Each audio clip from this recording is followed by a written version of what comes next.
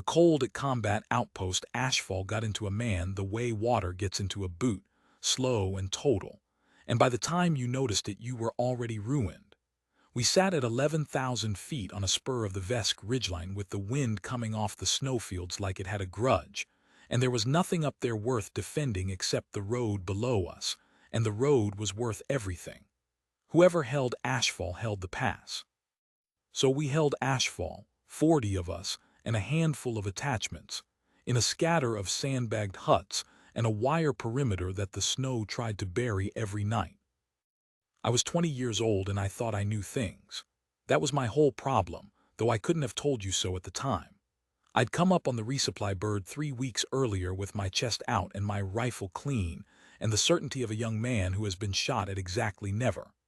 I'd learned some hard lessons since, how the altitude steals your legs on a foot patrol, how a body armors itself against fear until the fear finds a new door, but I hadn't learned the big one yet. That one came later, and it came from a woman I'd have crossed the street to avoid being seen talking to. Her name was Mara Vale, and she was our nurse.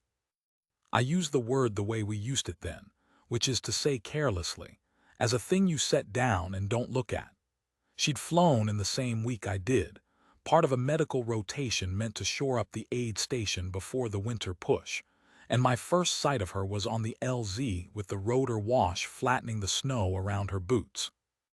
She was older than the rest of us by a wide margin, past 50, I'd have guessed, though I wasn't good at ages then, with gray coming in at her temples under her watch cap, and a face like weathered rope, all planes and lines, nothing soft left in it. She carried her own kit off the bird without help and set it down and stood there taking the measure of the place, and I remember thinking she looked like somebody's grandmother who'd gotten on the wrong helicopter. She didn't talk much. That was the first thing everybody noticed and the thing they held against her, because at an outpost that small, quiet reads as strange and strange reads as suspect. The other medics filled the aid station with noise. The young ones always do, running their mouths to keep the dark back, and she moved through their noise like a stone in a stream, parting it, saying nothing. She checked the supply logs. She reorganized the litter bay so the fast movers were nearest the door. She counted the blood expanders twice and frowned at the count and counted a third time, and Captain DeLand, our physician assistant, watched her do it with an expression I knew well because I wore it myself. DeLand ran the aid station, and DeLand was a talker. He was maybe 32, built like a swimmer, with the easy confidence of a man who has always been the smartest one in whatever room he's standing in, and has never once had that tested by anything that mattered. He liked an audience, and the outpost gave him a captive one. When Vale finished her third count and told him quietly that we were short on plasma for a position this exposed, he smiled the smile he used on enlisted men and told her the numbers were fine. The numbers were his call, and maybe she could see to restocking the gauze. "Yes, sir," she said, and she went and restocked the gauze. I want to be honest about this part, because the honesty is the whole point of my telling it. I saw that exchange, and I sided with DeLand without a flicker of doubt. Of course I did. He was young and sharp and one of us. She was old and silent and I assumed, sent up here to fold blankets because she was too far gone for a real hospital. That was the story I wrote about her in the first hour, and once a young man writes a story like that, he stops seeing the person and starts seeing the story. Everything she did after that I read as proof of the story. When she was careful, I saw timid. When she was quiet, I saw slow. When she looked at the ridgeline a beat too long, like she was reading something in the terrain the rest of us couldn't, I saw a confused old woman staring at the snow. I was a fool, but I was a fool with company, and there is a terrible comfort in that. The mockery of her became a small sport around the outpost, the way these things do when men are cold and bored and frightened and need somewhere to put it. Nobody was cruel to her face at first. She outranked most of us, technically, though nobody could ever remember exactly what her rank was, and she never made anyone remember. It was more in the margins. Somebody started calling her the chaplain because she was quiet and old and you half expected her to hand you a pamphlet. Somebody else shortened it to just the nurse, said flat, the way you'd say the cook or the generator. She was scenery. She was the woman who'd hold your hand while the real medics did the work. The morning it turned specific, I was the one who turned it. We'd come off a cold patrol, my squad, and I'd taken a fall on the ice coming back through the wire and wrenched my shoulder. Nothing. A stinger. But it had swollen up stiff and I couldn't get my arm above my head, and my sergeant told me to go get it looked at before it locked up. So I went to the aid station in a foul mood, and DeLand was out at the command hut, and it was her. She had me sit on the litter and she put her hands on my shoulder without a word, and her hands were strong and cold and sure, and she moved my arm through a small arc, watching my face, not the arm. I made a crack. I don't remember the exact words, and I'm glad I don't, but it was something about not needing bedtime prayers, just somebody who knew what they were doing, and could she maybe go get DeLand. There was a couple of guys from my squad in the doorway and they laughed, and that was the fuel, and I fed it. I said something about how they must have run out of real medics if they were shipping up church ladies. And then this is the part I have carried for the rest of my life. The sleeve of her top had ridden up when she reached across me, and there was a scar on the inside of her forearm, an old burn, a wide slick rope of it that ran from her wrist up under the cloth, and I looked at it and I said, cheap and loud so the doorway could hear, "What you do, ma'am, spill the soup." The doorway howled. She didn't. She finished the arc of my arm and she found the spot, and she looked at me with eyes the color of the ridgeline in shadow, and she said, "Hold still, specialist." And then she put my shoulder back where it belonged with one short, precise motion that turned the whole room white for a second, and the pain went out of it like air out of a tire, and I sat there gasping while she taped it and told me to keep it in the sling for 2 days and to come back if the fingers went cold. She never raised her voice. She never answered the crack about the scar. She just fixed me, and the fixing was so fast and so exactly right that some animal part of me registered it even as the rest of me was busy being ashamed for the wrong reasons, ashamed of the pain, not of the cruelty. I walked out rubbing my shoulder and telling my squad she'd gotten lucky, and behind me she went back to counting the plasma that DeLand had told her was fine. It was not fine, she'd been right about that too, but we didn't know it yet. The reason none of it mattered, the reason the outpost could afford to make a hobby of a quiet old woman, was that nothing had happened yet. Ashfall in those weeks was cold and dull and safety makes men stupid. We knew the intelligence, that the enemy wanted the pass, that they'd been massing somewhere north of us, that a relief convoy was due up the road in a few days to reinforce us for the winter. But we knew it the way you know a weather forecast, as a thing that happens to other people. We were 40 men on a mountain, and we had walls and wire and DeLand's easy smile, and the certainty that the real war was somewhere else. The convoy left the valley floor on a gray morning with the ceiling low and the peaks lost in cloud. We heard about the ambush before we saw any of it.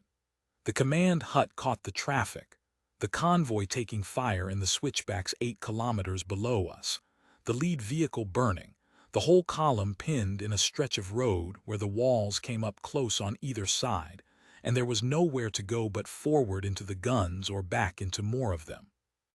And then, worse, a second element hitting the outpost's own screening patrol on the north spur, drawing our teeth off the wire, so that at the exact moment the outpost most needed its shooters, half of them were a kilometer out in the snow fighting for their own lives. I remember the first mortar. It came in long, past the huts, and threw up a fountain of snow and rock on the far slope. And the sound of it slapped across the outpost like a hand across a face, and everything I thought I knew about the war rearranged itself in an instant.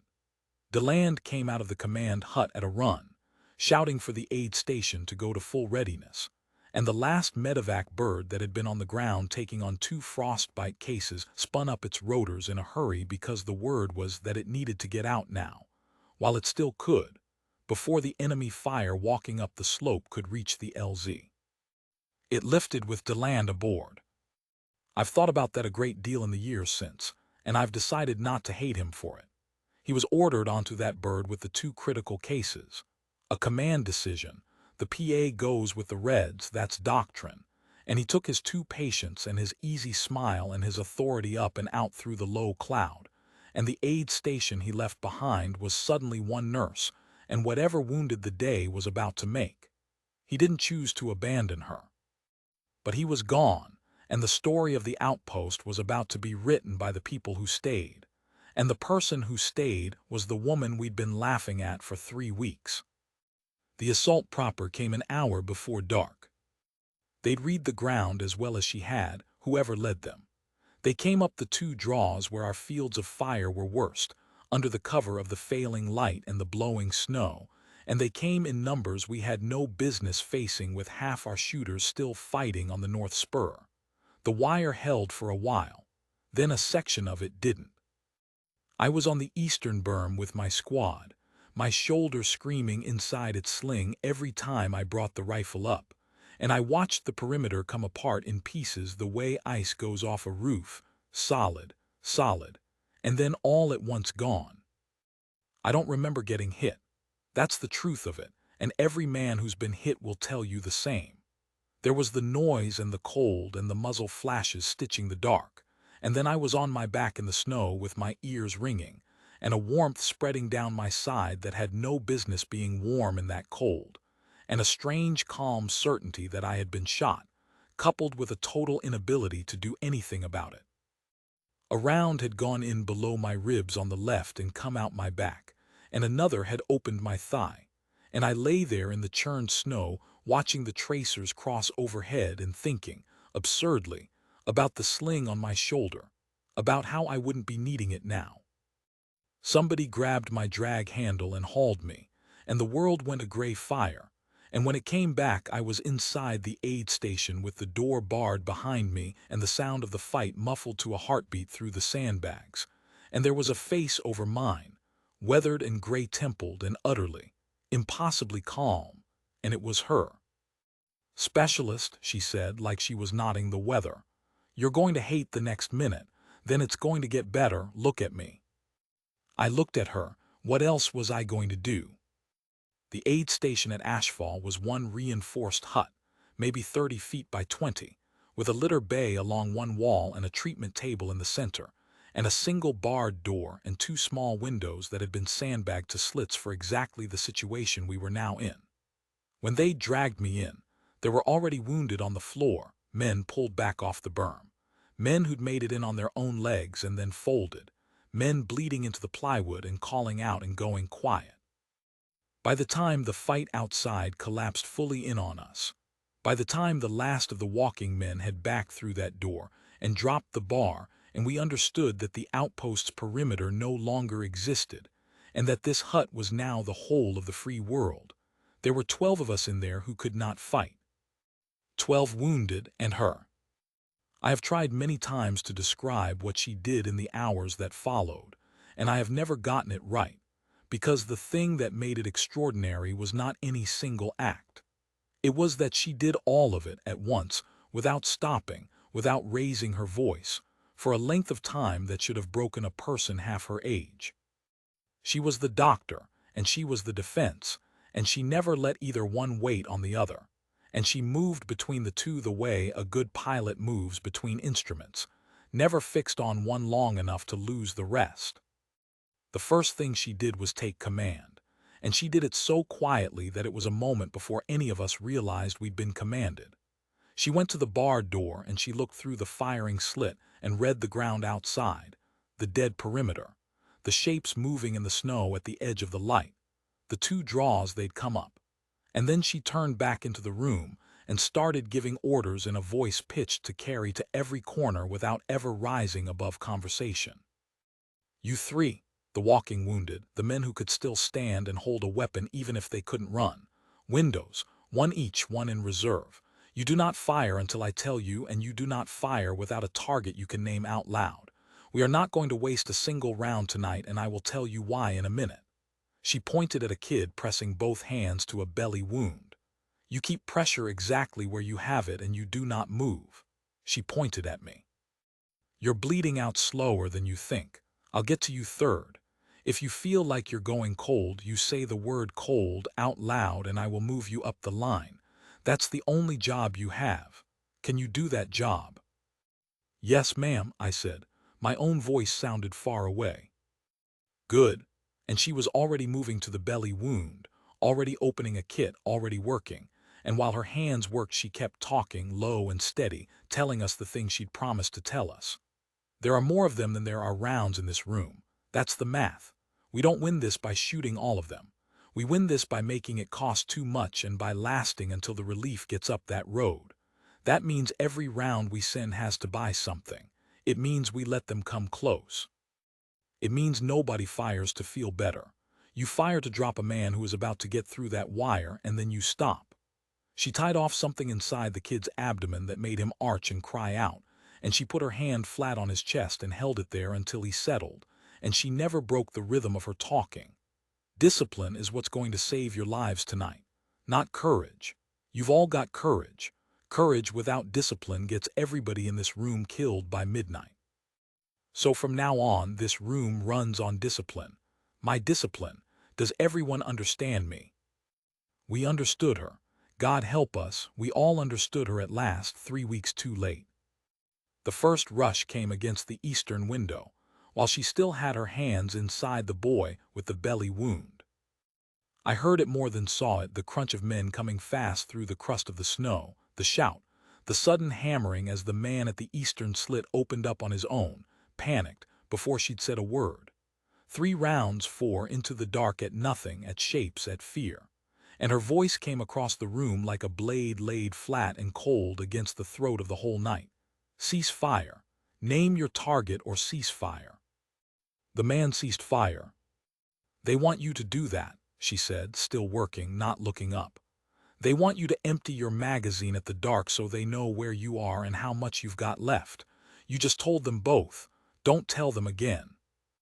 Then she pulled her hands out of the boy on the table, wiped them once, crossed the room in 4 steps, and took the eastern window herself. I watched her do it. I was propped against the litter bay with my side packed and my thigh cinched, and the cold she'd warned me about circling somewhere out at the edge of me, and I watched the old nurse we'd laughed at set the barrel of a rifle into the sandbagged slit and go absolutely still. Not the tense stillness of a frightened man holding his breath. A different stillness. A stillness with weight in it. A stillness that had somewhere gotten made and could not now be unmade. And some part of me that was past thinking looked at that stillness and felt the first cold finger of a suspicion that I had been wrong about everything. The shapes came out of the dark at the wire. She let them come. That was the thing I could not have done, the thing none of us in that room could have done. She let them come until it seemed impossible that she would fire at all, until they were close enough that I could hear the specific creak of their gear, and only then did the rifle move against her shoulder, 3 times, 3 flat-spaced cracks with a full breath between each one, and each one bought exactly what she'd promised it would buy. 3 shapes went down in the snow and did not get up, and the rush broke apart against a killing that was so economical, so utterly without waste or panic or wasted motion, that the men still out there in the dark simply stopped, because there is nothing more frightening in a fight than an enemy who is not afraid. She was already turning back to the room before the last shape hit the ground. "That's how we do it," she said to all of us, to nobody, laying the rifle down and going back to the boy on the table as if she'd only stepped away to check a pot on the stove. "Every time. We make it cost. Now who said cold?" Nobody had. But I understood, watching her hands go back into her work, that she'd asked to remind us the offer stood. That in the middle of holding the door against the end of the world, she had reserved a corner of her attention for the specific fear of a specific frightened boy bleeding against a litter bay, and that she would not forget him even now. I've been in rooms with brave men since. I've been in rooms with famous ones. I have never again been in a room with anything like her. The night at Ashfall did not come in waves the way a story wants it to. It came like weather, long stretches of a terrible waiting cold, and then the sudden violence, and then the waiting again, and the waiting was in some ways worse, because in the waiting you had time to feel everything the violence let you ignore. The cold got into the hut through the sandbagged slits and the plywood floor, and it settled over the wounded like a second wound. Men who'd been talking went quiet. The quiet ones we watched hardest, because in that cold, quiet was a symptom. She never stopped moving. I want to set that down plainly, because it was the fact around which the whole night turned. From the moment they dragged me through that door until the moment the light came back into the sky, Mara Vale did not sit down, did not stop, did not once let the doctor and her wait on the soldier or the soldier wait on the doctor. She had built the room into a machine with one moving part, and she was the part. She'd triaged us in the first 10 minutes the way she'd promised, fast, cold, exactly right. The two worst she kept nearest the table where she could reach them without crossing the room. The belly wound. A sergeant named Colt with a chest that whistled when he breathed, whom she'd sealed on 3 sides with a square of plastic in the flat of her hand until she could tape it. Me she'd put third, and she'd been right about that too, right about the pace of my bleeding, right that I could wait while she bought the others time. The walking wounded she'd made into a garrison. The ones who could hold pressure she'd made into medics. She'd taken 12 broken men and given every one of them a job small enough to do and large enough to matter. And in the doing of those small jobs, we stopped being 12 men waiting to die and became, for one night, the strangest and most disciplined unit I ever served in. Ray's my name. I got my eyes open. She was crouched over me, her hands already at the packing on my side, and how she'd known it was time I couldn't have said. Fingers, wiggle them for me. I wiggled them. Good toes. I did the toes. She watched my face the whole time, the way she had that first day with my shoulder, reading me and not the wound, and I understood now that this was not an old woman being slow. This was somebody who knew that the wound tells you less than the man does. You're doing better than you've got a right to, she said. I'm going to open you up and repack this, and it's going to be bad. You can make noise. Making noise doesn't cost us anything. You just can't move. Deal. Deal, I said. And then, because I was young and half gone and the shame had been building in me all night like the cold. Ma'am, that thing I said, the soup, I'm sorry. Her hands didn't stop, but something moved through her face, quick and gone. You were scared and you didn't know it, she said. Same thing that made you say it is the thing that's going to keep you alive tonight if you point it the right way. Now hold still. And she opened the packing and the room went white, and I made the noise she'd told me I was allowed to make.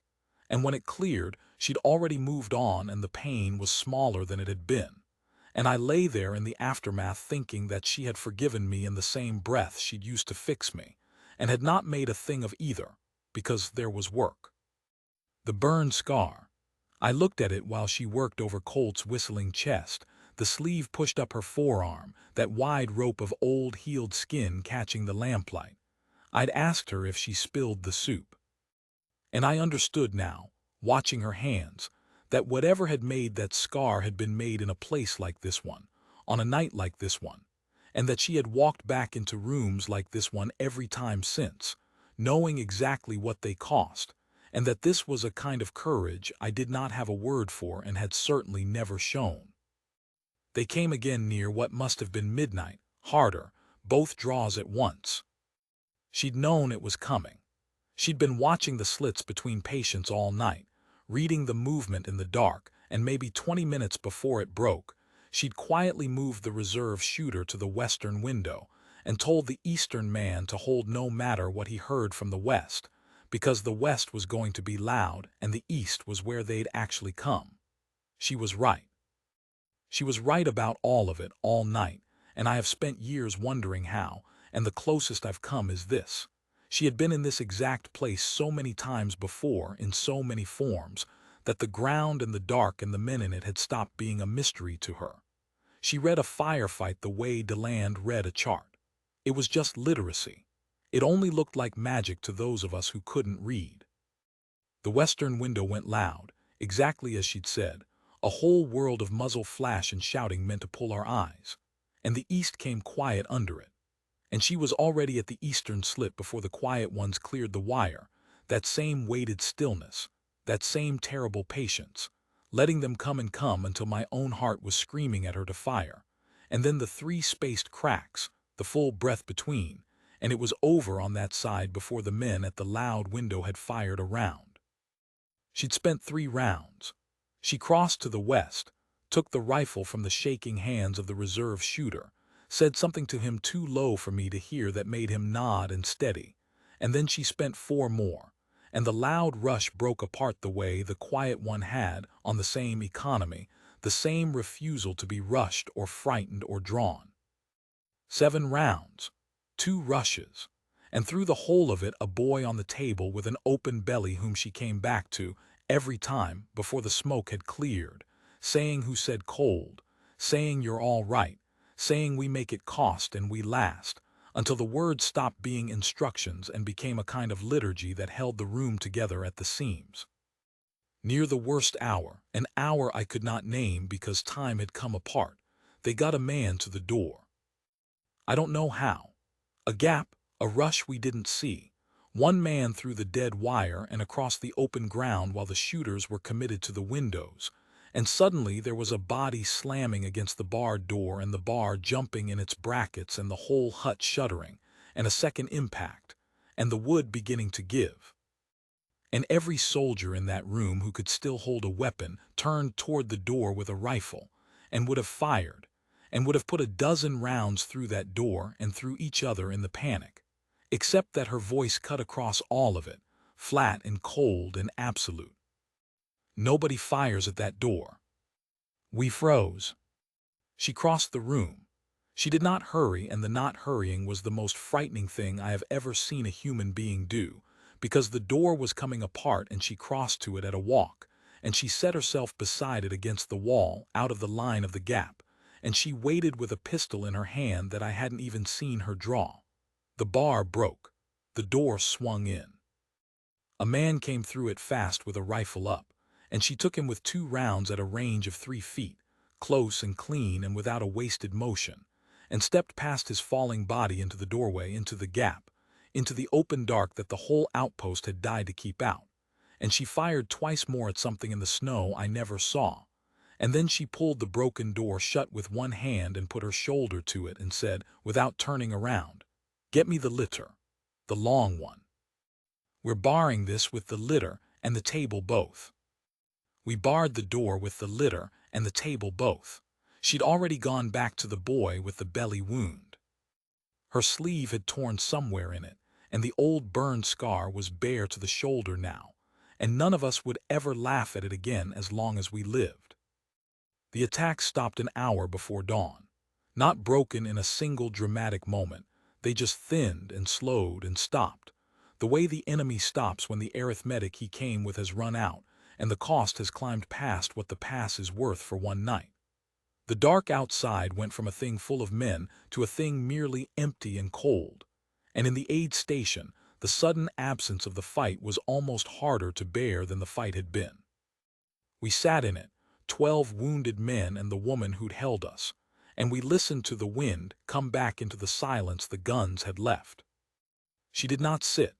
She went down the line one more time, every man, checking the packing and the tourniquets and the pressure, moving me up or holding me where I was, and I watched her do it, and I understood that we had all lived. That was the thing I could not make my mind hold. 12 men had come through that door bleeding, 12 men who by every law of that night should have been dead by midnight, and the light was coming up gray in the firing slits, and all 12 of us were still breathing, because one person had refused to let either the doctor or the soldier in her wait on the other, for 9 hours, without once raising her voice. She'd been hit. I saw it only then in the gray light, a dark stain low on her left side, old blood gone stiff from some time in the night she'd never mentioned. She'd packed it herself, one-handed between patients, and said nothing and gone on. When one of the walking wounded saw it and made a sound, she looked down at it like it belonged to someone else and said, "It held. Watch the east. They sometimes come back at first light to collect their nerve."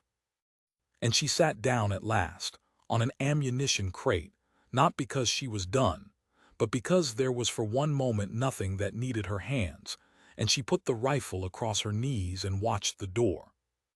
That is how the relief force found her.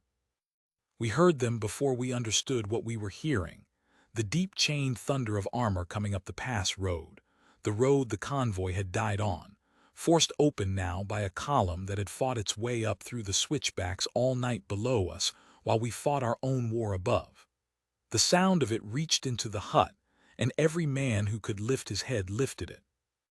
And then the sound of boots, many boots, moving fast and disciplined through the wreckage of the outpost, clearing hut to hut, and a fist hammering on our barred door and a voice calling out a challenge and a countersign. She got up off the crate. She went to the door and answered the countersign in that same flat, quiet voice, and she and two of the walking wounded pulled the table and the litter away, and the door swung open on the gray morning and the relief force looked in. I will remember their faces until I die. Because they had come up that road all night expecting to break through to a massacre. They knew the outpost had been overrun. They knew the perimeter was gone. They had fought their own hell in the switchbacks to reach the bodies of 40 men and 1 nurse, and what they found instead was a barred aid station with 12 wounded alive inside it, and the dead of the enemy stacked in the snow outside the door and the wire, and one gray-haired woman with a stiff black stain on her side and a rifle in her hands, standing in the doorway, entirely calm, saying, "12 casualties, all stable. I need evac in order of the tags. Watch your feet, there's ice under the snow by the berm." The men in the doorway did not move for a moment. They just looked, and I, lying against the litter bay watching them look, felt a fierce and breaking pride I had done nothing to earn, that I had in fact done everything to forfeit, and I thought, now you see her. Now you see what we couldn't. The officer who came through the door was not young. He came through it hard and fast the way they all did, weapon ready, reading the room, and then he stopped. He stopped like a man who has walked into a wall in the dark. He was older than any of them, gray at the temples himself under his helmet, with the weathered ruin of a face that had been outdoors and under fire for 30 years, and the rank on him was such that the men behind him moved when he moved and stilled when he stilled. He looked at the 12 of us. And then he looked at her, at the woman in the doorway with the rifle and the old blood and the burned scar bare on her forearm, and something happened in his ruined face that I have never seen happen in a man's face before or since. He went absolutely still. "Vale," he said. She looked at him, and for the first time in that entire endless night, something moved in her that was not command, not triage, not the cold literacy of the fight. Something old and tired and almost soft. "Admiral," she said. The word went through the room like a current. The men of the relief force straightened where they stood, and I lay there with my mind refusing the thing my ears had heard, because admirals do not come up frozen mountain roads under fire in the night, and admirals do not stop in doorways and go pale at the sight of a field nurse, and the whole architecture of the story I'd written about her 3 weeks ago on the LZ came down all at once, silently, the way the wire had come apart, solid and then gone. "They told me this outpost was lost," the Admiral said. He was not talking to her like an officer to a nurse. He was talking to her the way a man talks across a great distance to something he'd thought he would never see again. "They told me 40 men. They told me overrun." "The perimeter's gone," she said. "The men on the North Spur, you'll need to send for them. They've been out all night. Some of them are still alive. Inside this hut it held 12 casualties, all stable." And then, because she was who she was, she added, "Sir, these men need to move. The talking can wait." But he crossed the room to her. He crossed it the way she'd crossed to the breaking door, slow, deliberate, and he stopped in front of her and he looked down at the burned scar on her forearm, the scar I had mocked, and something worked in his throat. "That's my scar," he said quietly, to her, but the room heard it. "You know that. Half the men in this command, I've heard them wonder how they'd have done it. Carried 3 of us out of that wadi with the whole world on fire. 12 years I've wondered what happened to Phoenix." "Phoenix." He said it plainly, without drama, the way you say a name you've carried a long time. and I did not know the whole of the story behind it. None of us in that hut did then, but I did not need the whole of it. I needed only the way he said it, and the way she took it, to understand that the woman we had called the chaplain and the nurse and the church lady, the woman I had asked if she'd spilled the soup, had at some point in a burning place carried this Admiral out of his own death on the arm that wore that scar, and had walked away from the metal and the noise and gone on being a nurse, quietly, in rooms like this one, because the work was the work and it did not care what they called you. I go by Vale now, she said. I know, he said. And then the admiral of that command, in front of his men and ours, in the wreckage of a mountain outpost with the dead in the snow outside, came to attention in front of a field nurse with a torn sleeve, and he saluted her, slow and full and holding it, the way you salute the flag and not a person, the way you salute a thing larger than the person in front of you. She let him hold it a moment. Then she returned it brief and precise and said, "There's ice by the berm, Admiral. Mind your men on the evac." And that broke it, and the room came alive, and the relief medics flooded in, and the litter started moving, and the morning filled up with the ordinary blessed chaos of the living being carried out to live. But every man of that relief force who came through the door, I watched it happen a dozen times. Every one of them stopped, when they understood who the gray-haired woman directing traffic was, and something changed in how they stood, and the boots that had been hurrying slowed and steadied into something you could only call respect. I want to tell you about one more face, because it closes the thing. They flew to land back up on the second wave once the LZ was secured, to help with the casualty movement. He came through the door with his easy confidence and his swimmer's build, and he took in the 12 of us alive, and the barred door, and the dead outside, and I watched him do the arithmetic, watched him understand what had happened in the room he'd lifted out of, watched the smile he used on enlisted men die on his face and not come back. He found her by the table, packing her kit with her stiff side, and he opened his mouth, and I don't know what he'd meant to say, some word about the plasma count maybe, some official thing, and no words came out. He just stood there. And then he did the only decent thing I ever saw him do. He closed his mouth, and he came to attention, and he held it until she glanced up and gave him the smallest nod, permission to be at ease, permission to go back to being useful. And he went and carried litters, and he was quiet for the rest of that day. And I think he was quiet in a way that changed him, the way the whole day changed all of us who lived it.